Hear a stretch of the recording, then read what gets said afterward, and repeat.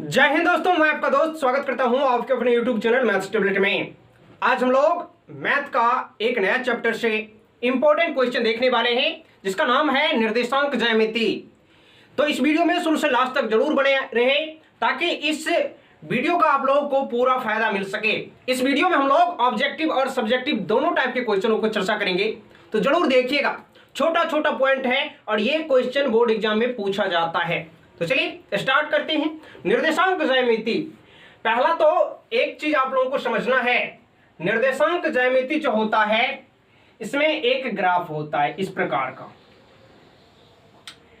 इसको कहते हैं एक्स रेखा, इसको कहते हैं एक्स रेखा और इसको कहते हैं वाई रेखा। इसको क्या कहते हैं? वाई रेखा। ये हो गया वाई रेखा और ये हो गया क्या? एक्स रेखा। इसको एक्स कहते हैं, इधर एक्स डाइस, ये एक्स डाइस हो गया, ये वाई हो गया और ये वाई डाइस हो गया। ये मेन पॉइंट होता है 0। अब इसमें क्या समझना है? समझना ये है कि ये एक्स रेखा और वाई दोनों के लिए 0 हुआ। अब ये जो मान होता है तो इधर हम लोग क्या लिखते हैं? दाहिने तरफ +1 +2 ये होता है। अब ऊपर की तरफ जाएंगे तो +1 और +2 होगा इस प्रकार से, और इधर एक्स डाइस की तरफ जाएंगे तो -1 और -2 होगा। अब इधर देखिए, अगर नीचे की तरफ जाएंगे तो क्या होगा? -1 और -2 होगा। इससे हम लोगों को क्या समझा कि ये जो है प्रथम पाद, इसको क्या कहते हैं? प्रथम पाद। और ये हो गया दूसरा पाद, ये दूसरा पाद, और ये हो गया तीसरा पाद। इसका नाम है तीसरा पाद या तीसरा चतुर्थांश आप लोग कह सकते हैं। ये हो गया चतुर्थ चतुर्थांश या चतुर्थ पाद। ठीक है। अब ये जो होता है प्रथम पाद, प्रथम चतुर्थांश, इसमें क्या होता है? एक्स भी प्लस और वाई भी प्लस, तो ये क्या हो गया? प्लस कोमा प्लस हो गया, प्लस कोमा प्लस। अब ये जो सेकेंड चतुर्थांश है इसको क्या कह रहे? y x वाला माइनस है और y वाला कौन सा भाग है? प्लस वाला। तो पहले माइनस और फिर प्लस, माइनस प्लस। अब देखिए ये जो भाग है तो ये x वाला माइनस है और y वाला कौन सा है? माइनस है। तो दोनों माइनस माइनस तीसरा चतुर्थांश में, और चतुर्थ चतुर्थांश में क्या होता है? दोनों, एक x वाला तो प्लस है और y वाला कौन सा? माइनस है, माइनस वाला रेखा है, इसलिए ये प्लस माइनस हो गया। अब इससे ऑब्जेक्टिव ऐसे बनेगा, जैसे एक बिंदु दे दे निर्देशांक में, जैसे दे दिया 2 और 4, 2 और 4। आप लोगों को ये बात पता है कि ये जो पहला बिंदु है 2 जो है ये x का मान है और ये दूसरा भाग जो है y का मान है, ये बात पता है। अब पूछ देगा ये किस चतुर्थांश में है, तो हम लोगों को बस देखना क्या है?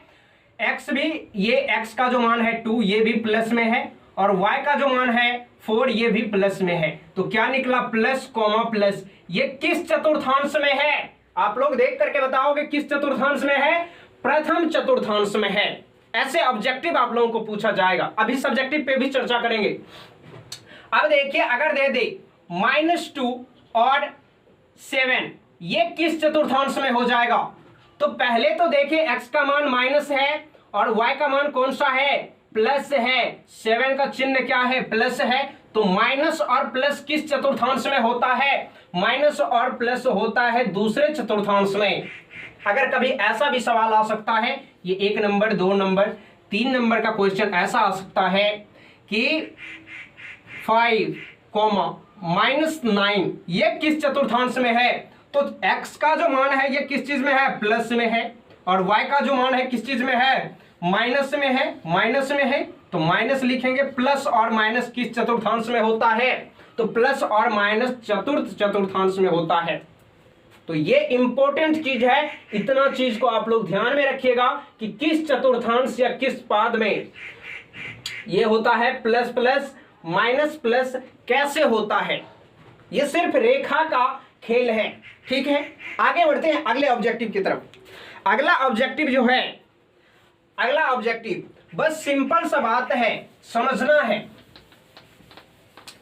अब क्या है, अगर कोई भी बिंदु रहता है, जैसे हम लोग ग्राफ बनाते हैं, ग्राफ में सीखे हैं, कोई भी बिंदु हो निर्देशांक ज्यामिति में, जैसे एक बिंदु ले लिए, ए का नियामक है कितना 2,7 और ये ऑब्जेक्टिव पूछा ही जाएगा। ठीक है, अब इसमें पूछेगा कि इतना में भुज है, क्या है, भुज है, ये बात तो पता नहीं है। तो भुज जो होता है, याद रखिए, भुज का मान पूछ दे या भुज है तो क्या करेंगे, ये जो x का, इसमें तो आप लोगों को पता है कि किसी भी बिंदु का नियामक जो होगा x, y होता है। तो x के स्थान पे कितना है, 2 है, तो ये x का मान हो गया। y के स्थान पे 7 है, तो ये y का मान हो गया। x का जो मान होता है, x का मान जो होता है, इसी को कहते हैं भुज। तो अगर इसमें पूछे कि इस बिंदु में भुज है तो कितना हो जाएगा, भुज का मान 2 हो जाएगा और यही आंसर हो जाएगा।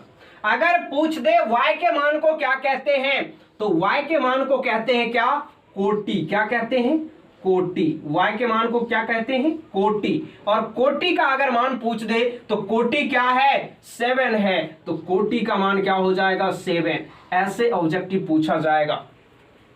कभी दे देगा -2,9, इसमें भुज बताइए क्या हो जाएगा, तो x के स्थान पे जो मान होगा वही भुज कहलाएगा। तो भुज बराबर हो जाएगा क्या, भुज बराबर हो जाएगा -2, ये आंसर होगा।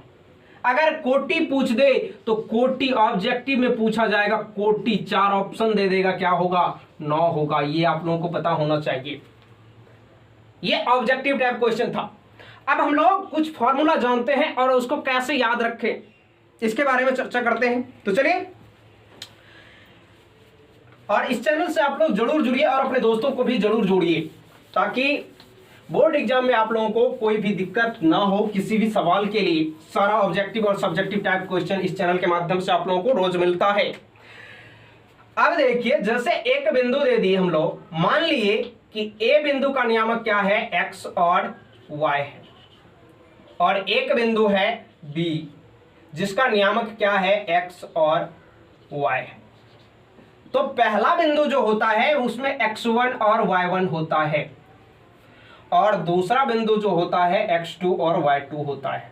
ठीक है, इन दोनों बिंदुओं के बीच की दूरी है, दूरी ज्ञात करना है। अब दो बिंदु है, इसका दूरी, तो दूरी सूत्र क्या होता है, दूरी सूत्र हम लोग लिखेंगे, दूरी सूत्र दो बिंदुओं के बीच की दूरी सूत्र क्या होता है, याद रखना है, सिंपल सा बात, अंडर रूट। क्या रखना है, अंडर रूट। अब क्या करना है, याद रखना है, क्या करना है, अंदर रूट देना है, और अंदर रूट के बाद क्या करना है, x2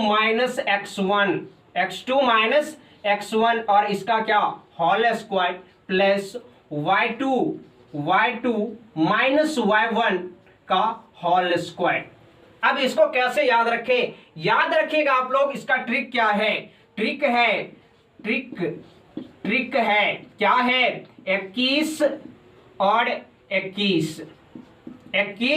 21, ये कैसे, अब देखिए x माइनस एक्स तो लिखेंगे अंदर रूट दे करके, अगर दूरी सूत्र आए तो x माइनस एक्स लिखना है, इनटू से बंद करना है इसका ब्रैकेट, प्लस करना है y माइनस y करना है, और इसका क्या करना है, होल स्क्वायर। अब यहाँ पे 21 और 21 क्या है, तो ऐसे लगाएंगे 2 और 1, ये हो गया 21।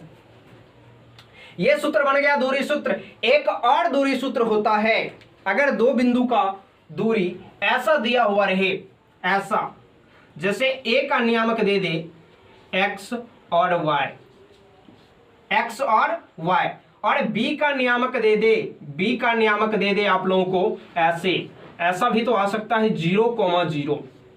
b बिंदु 0 और 0 है, x का भी मान 0 और y का भी मान 0, तो दूरी सूत्र क्या होगा, दूरी सूत्र तो दूरी सूत्र क्या होगा, तो दूरी सूत्र इसके लिए हो जाएगा ए बी बराबर, दूरी सूत्र ए बी बराबर अंदर रूट एक्स का स्क्वायर और प्लस में वाई का स्क्वायर, यही हो गया आपका दूरी सूत्र। ये दूरी सूत्र आप लोग याद रखिएगा। अब हम लोग इस पे एक सवाल भी बनाते हैं जो कि पूछा ही जाता है, तो दूरी सूत्र आप लोग याद रख सकते हो इस प्रकार से, इस ट्रिक के माध्यम से 21 और 21 x माइनस एक्स का whole square plus y minus y1 y का होल स्क्वायर, 21 यहां पे भी 21 यहां पे भी बन गया दूरी सूत्र।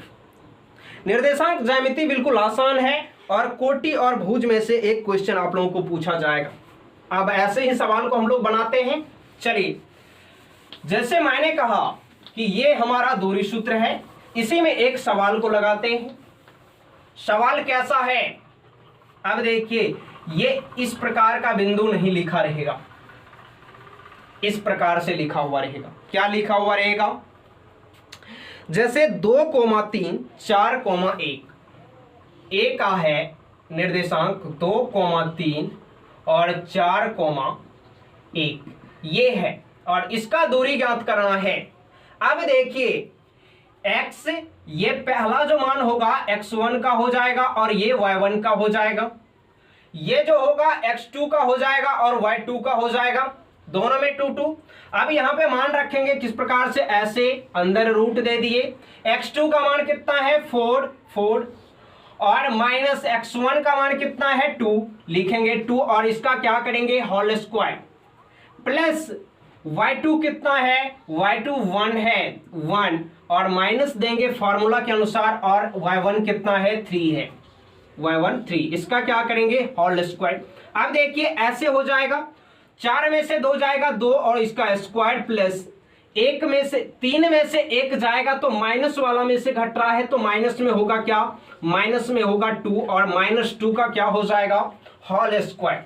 अगर होल स्क्वायर यहां पे करते हैं तो कितना आ जाएगा, 2 का स्क्वायर 4 और अब देखिए -2 का अगर स्क्वायर करेंगे तो -2 गुन्ने -2, माइनस गुन्ने माइनस क्या होता है प्लस, और 2 गुन्ने 2 कितना 4, तो प्लस में 4 आएगा, लिखेंगे क्या प्लस में 4 और अंडर रूट में। अब यहां पे देखिए 4 4 कितना अंदर रूट में 8 और 8 का वर्गमूल क्या निकलता है, पूर्णतः तो नहीं निकलेगा लेकिन आएगा 2 रूट कितना 2, क्योंकि 8 का अगर हम लोग खंडन करते हैं तो क्या आएगा 2 चौके 8 और 4 का वर्गमूल कितना होता है 2, 1 2 अंदर में है तो उसके अंदर में 2 हो गया और यही हो गया आपका आंसर। वर्ग इकाई भी लगा सकते हैं यहाँ पे आंसर में।